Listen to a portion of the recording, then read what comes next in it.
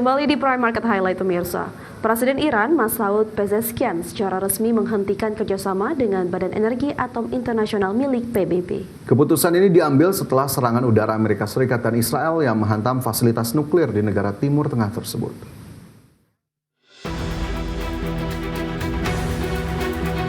Presiden Iran Masoud Pezeshkian resmi memberi perintah untuk menghentikan kerjasama dengan Badan Energi Atom Internasional atau IAEA setelah serangkaian udara Amerika Serikat dan Israel menghantam fasilitas nuklir terpenting di negaranya. Langkah ini dinilai akan semakin membatasi kemampuan para inspektur untuk memantau program nuklir Iran yang telah memperkaya uranium hingga mendekati tingkat senjata. Namun demikian, pemerintah setempat tidak mencantumkan jadwal maupun rincian mengenai bentuk penghentian kerjasama dengan badan nuklir tersebut. Di sisi lain, Menteri Luar Negeri Abbas Araghchi telah memberi isyarat bahwa Iran masih bersedia melanjutkan negosiasi dengan pihak Gedung Putih. Sebelumnya, Iran sempat membatasi inspeksi IAEA sebagai taktik tekanan dalam bernegosiasi dengan Barat. Meskipun hingga saat ini pihak Teheran membantah adanya rencana untuk melanjutkan pembicaraan dengan Washington yang terhenti akibat perang Iran dan Israel selama 12 hari lalu. Adapun IAEA yang merupakan Badan Pengawas Nuklir Perserikatan Bangsa-Bangsa berbasis di Wina, Austria, menyatakan bahwa pihaknya masih menunggu komunikasi resmi dari Iran terkait aksi penghentian tersebut, di mana keputusan Iran dianggap dapat memicu kecaman dari berbagai negara, sekaligus penolakan total terhadap seluruh kewajiban dan komitmen nuklir internasional. Dari berbagai sumber ada Exchange.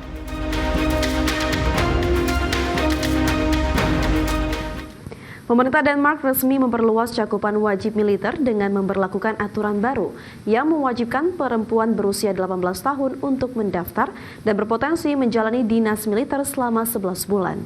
Di mana perubahan hukum ini sekaligus menandai transformasi besar dalam kebijakan sistem pertahanan Denmark.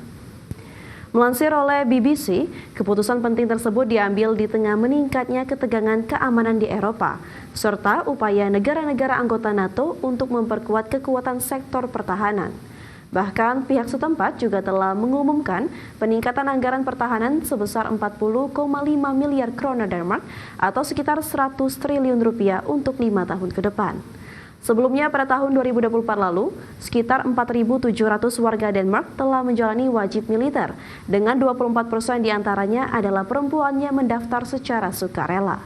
Oleh karena itu, dengan aturan baru ini, pemerintah memperkirakan angka peserta wajib militer akan meningkat menjadi 6.500 orang per tahun di 2033, sekaligus mengikuti jejak Swedia dan Norwegia sebagai dua negara Skandinavian yang telah lebih dulu memberlakukan wajib militer bagi perempuan.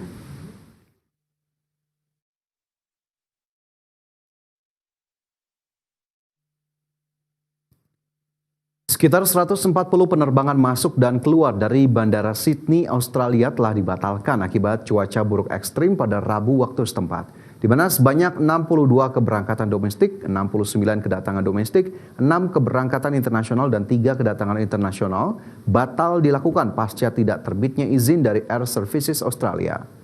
Seperti diketahui, Bandara Sydney hanya tersisa 2 hari lagi dari hari tersibuknya untuk perjalanan domestik dengan dimulainya liburan sekolah musim dingin, di mana hampir 2,6 juta penumpang diperkirakan akan melakukan perjalanan melalui terminal sepanjang 30 Juni hingga 20 Juli 2025. Bahkan sekitar 81.000 penumpang domestik diprediksi akan melewati terminal tersebut pada Jumat nanti. Adapun sejumlah maskapai lokal telah memberikan berbagai opsi bagi pelanggan yang penerbangannya terdampak akibat cuaca yang buruk. Seperti Jetstar yang memberikan opsi penerbangan alternatif, pemindahan gratis hingga 5 hari atau voucher kredit penerbangan. Sedangkan penumpang Qantas dapat memesan ulang penerbangan Qantas lainnya dalam waktu 4 hari sejak pemesanan awal, termasuk mendapatkan pengembalian uang.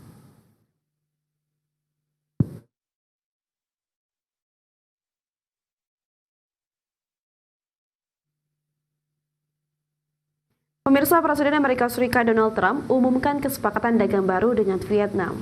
Trump tetapkan tarif baru 20% terhadap produk Vietnam sepekan jelang berakhirnya masa penangguhan tarif.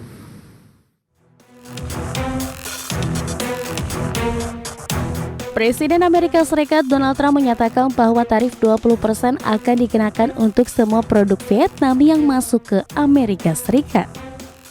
Sebelumnya pada April, Trump sempat menetapkan tarif 49% namun ditangguhkan selama 90 hari. Ia menyebut kesepakatan ini sebagai kehormatan besar setelah berbicara langsung dengan Sekjen Partai Komunis Vietnam, Thu Lam.